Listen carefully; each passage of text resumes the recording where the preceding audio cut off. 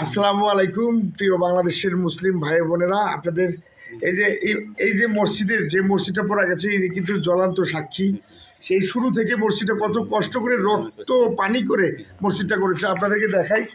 আপনারা দয়া করে এই যে মসজিদটা দেখেন, একটু দেখেন। এই যে মসজিদের মাইকটা পড়ে আছে, এই যে ব্যাটারিটা পুরে ছাই হয়ে গেছে। আপনাদের আরও একটু দেখা আছে, আপনাদের এই যে কাঠগুলো দেখেন, টাইলসগুলো, এই টাইলসগুলোও খুলে গেছে রংপুরের, মানে তাপ তাপ পাওয়ার পর যেখানে মাইকের ভলিউম ছিল এখানে পড়ে গেছে। আল্লাহর হস্তে আপনাদের কাছে অনুরোধ করি, দেশনায়ক তারেক রহমান, আপনার মা মৃত্যু সজ্জায় যাচ্ছে এবং অনেক অসুস্থ।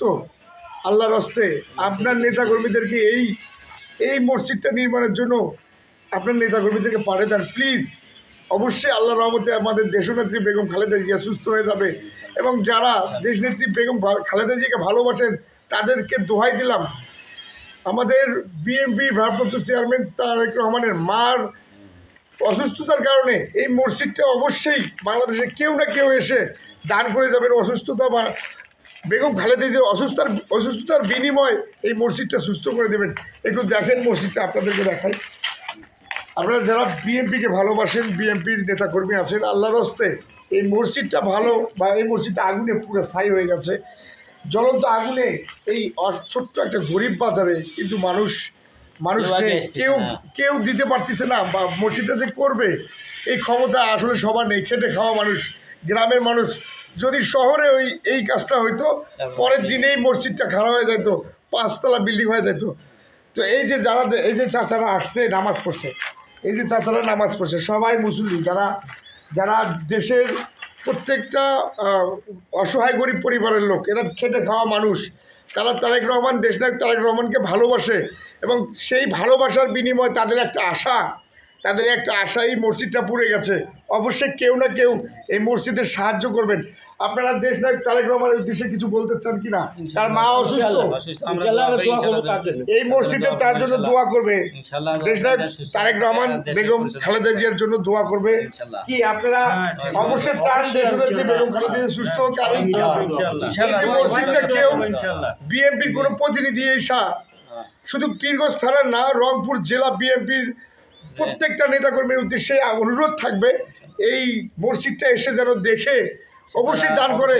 যারা অনেক এতিমদের খাওয়াচ্ছেন, অনেক মানুষদের খাওয়াচ্ছেন, কেউ কোরবানি দিচ্ছেন, গরু কোরবানি দিচ্ছেন, হাজার হাজার মানুষকে পালছেন, এবং তাদের উদ্দেশ্যে বলবো এই পোড়া যাওয়া মসজিদটা নির্মাণের জন্য যেন এগিয়ে আসে। বাংলাদেশের 95% মুসলমানের দেশ, এই দেশের যেন এরকম অবহেলিত একটা মসজিদ পুড়ে যাওয়ার পরে আজ 15 দিন হয়ে যাচ্ছে, একটা লোক নেই যে কেউ এগিয়ে আসছে। আপনাদের কি চাওয়া নাই যে, মানে আপনাদের কি চাওয়া নেই বাংলাদেশের মুসলমানদের কাছে একটু সবাই একটু চাই প্লিজ? আপনার এই একটা সন্তান যেরকম মারা গেলে কষ্ট হয়, এই মসজিদটা পুড়ে যাওয়াতেই এই বাজারের মানুষদের হাহাকার হয়ে গেছে, নামাজ পড়ার কোনো জায়গা নেই। এই যে শীত, এই যে কুয়াশার মধ্যেও কত কষ্ট করে, এর মধ্যেই কেউ চটি বিছিয়ে, কেউ লুঙ্গি বিছিয়ে নামাজ পড়তেছে। আমি অসুস্থ, আমি আমার বাংলাদেশ জাতীয়তাবাদী গাজীপুরস্থ রংপুর পীরগঞ্জ উপজেলা কল্যাণ সমিতির সকল নেতৃবৃন্দ, সকল সদস্যদেরকে অনুরোধ করব, আপনারা 10,000 পারেন, 15,000 পারেন, যা পারেন। আর এই যে বক্তব্য দিয়ে যাচ্ছি, আপনারা বাংলাদেশ জাতীয়তাবাদী গাজীপুরস্থ রংপুর পীরগঞ্জ উপজেলা কল্যাণ সমিতির পক্ষ থেকে এখানে 15,000 টাকার মতো অনুদান আসবে। আমি গাজীপুর যাব, আমার নেতাকর্মীদের সঙ্গে বসবো, বসার পর এখানে 15,000 থেকে 20,000 যত ওঠে, সর্বোচ্চ চেষ্টা করব যত 1000 টাকা ওঠে, এবং আমার তহবিল থেকে আমি নিজেও দেব, এবং আপনারাও আসুন এই মসজিদটা গড়ে তুলি। এবং বাংলাদেশ জাতীয়তাবাদী দল গাজীপুর অস্ত রংপুর পীরগঞ্জ উপজেলা কল্যাণ সমিতির একজন সহসভাপতি হিসাবে আমি এগিয়ে এসেছি। আপনারাও আসুন, এই মসজিদটা নির্মাণের জন্য সবাই আমরা পাশে থাকি। আমাদের দেশনেত্রী বেগম খালেদা জিয়া খুবই অসুস্থ, সে তার জন্য দোয়া করে আমাদের এই মুসলমান ভাইরা একটু সবাই দোয়া করেন আমার দেশনেত্রী বেগম খালেদা জিয়ার জন্য, যে উনি যেন দ্রুত সুস্থ হয়ে আসে। কোনো না কোনো যারা তারেক রহমানের মাকে ভালোবাসেন, অবশ্যই এই মসজিদটা নির্মাণের জন্য তারা এগিয়ে আসবেন। যারা তারেক রহমান, দেশনায়ক তারেক রহমানের মাকে ভালোবাসেন, তারা এই পুরাটা মসজিদে দেখেন, এই যে ফ্যানগুলো তো দেখি হাতে তুলে আনতো, এই যে ফ্যানগুলো দেখেন, আমি দেখাই আপনাদের, এই যে ভাই আপনারা বলেন, এই যে আপনারা বলেন, আপনারা বলেন এইরকম অবস্থায় আজও পর্যন্ত কি পৃথিবীতে দেখেছেন? আজও পর্যন্ত কোনো মুসলমান ব্যক্তি এই মসজিদ পড়ে দেওয়ার পর স্থির আছে? একজন নেতা মারা গেলে, নেতা যদি অসুস্থ হয়, হাজার হাজার মানুষ নেতার পিছনে যায়। তো একটা মসজিদ পড়া গেছে ভাই, আপনারা কি কেউ সাহায্য করবেন না? কেউ কি নেই? এই 95% মুসলিম রাষ্ট্রে একটা মসজিদ অবহেলিত হয়ে আছে, এটা কি মানি নেওয়ার মতো? বলেন। আমি বিএনপির অনেক নেতাকর্মীকে, ছোট থেকে বড় নেতাকর্মীদেরকে অনুরোধ করব, আপনারা আসুন।